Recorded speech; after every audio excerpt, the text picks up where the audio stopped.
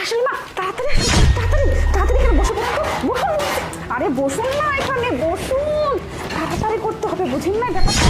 আমাদের এই অভিনয়টা তাড়াতাড়ি চালিয়ে যেতে হবে, বুঝতে পারছেন?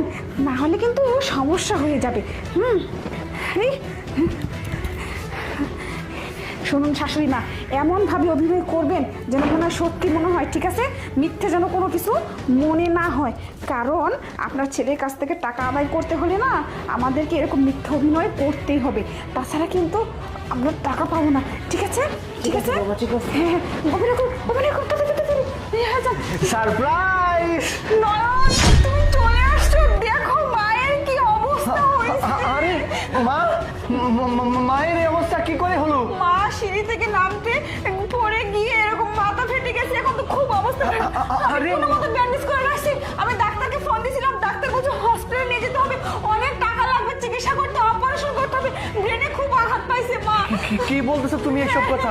মা সিঁড়ি থেকে পড়ে গিয়ে আঘাত পেয়ে এই অবস্থা হয়েছে, তুমি এই কথা আমাকে আগে বলবা না? তোমাকে বললে তুমি টেনশন করতে, কিন্তু তুমি হঠাৎ করে চলে আসলে যে। আমার আজকে হঠাৎ করে ট্রেনিং এ শেষ হয়ে গেল, তাই ছুটি পেলাম, তাই বাসায় আসলাম তোমাদেরকে দেখার জন্য, আর এসে দেখি মায়ের এই অবস্থা। আচ্ছা দেখি কোথায় কি হয়েছে। তোমাকে দেখতে হবে না, তুমি কষ্ট পাবে দেখলে, তোমার মা হয় বোঝো না, আমার শাশুড়ি তাই কত কষ্ট পাচ্ছি আমি। শোনো, তুমি এক কাজ করো, তুমি আমাকে 2 লক্ষ টাকা দাও তাড়াতাড়ি, টাকা নিয়ে জমা করতে হবে, আরো টাকা লাগবে পরে, বুঝছো? হ্যাঁ হ্যাঁ, তাহলে চলো আমি সাথে যাই।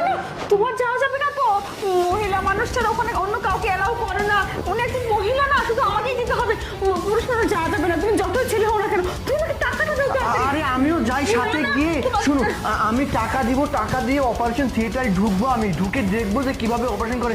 আমি সেনাবাহিনী, আমাকে দেখলে ডাক্তার ঠিকভাবে অপারেশন করবে, না হলে অপারেশন ভালো মতো করবে না। তুমি কি পাগল হয়ে গেছো নাকি যে তুমি ভিতরে ঢুকবে অপারেশন থিয়েটারে? এটা হবে না, ডাক্তার তো আমাকে নিষেধই করে দিয়েছে কোনো ছেলে মানুষ জানিয়ে যাওয়ার জন্য, শুধু আমাকে যেতে বলছি, তুমি টাকাটা আমাকে দাও, আমি নিয়ে যাচ্ছি। সিঁড়ি থেকে কখন পড়ে গেছে? সিঁড়ি থেকে তো পড়ে গেছে গতকালকে, আমি দেখো ব্যান্ডেজ করে রাখছি। এখন গতকালকে কখন পড়ছিল?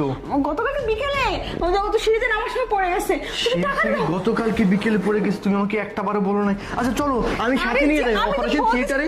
আমি গিয়ে দাঁড়িয়ে থাকবো, মায়ের সাথে দাঁড়িয়ে থাকবো, তাহলেই হবে। শুধু মাথায় তো আঘাত পেয়েছি, এটা এমন কি মেয়ে মানুষ ঢুকতে দিবে না? মানে না, ওখানে যাওয়া যাবে না, উনি মহিলা মানুষ। তুই একটা জিনিস বোঝো না কেন, প্রত্যেকটা হসপিটালে ডেকোরাম আছে না, ওখানে গেলে কিসের ডেকোরাম? আমি একজন দেশের সৈনিক, আমি দেশের জন্য সবকিছু করি, আর আমার মায়ের এই অবস্থা হয়েছে, ওরা কোনো ডেকোরেশন না। তুমি চলো।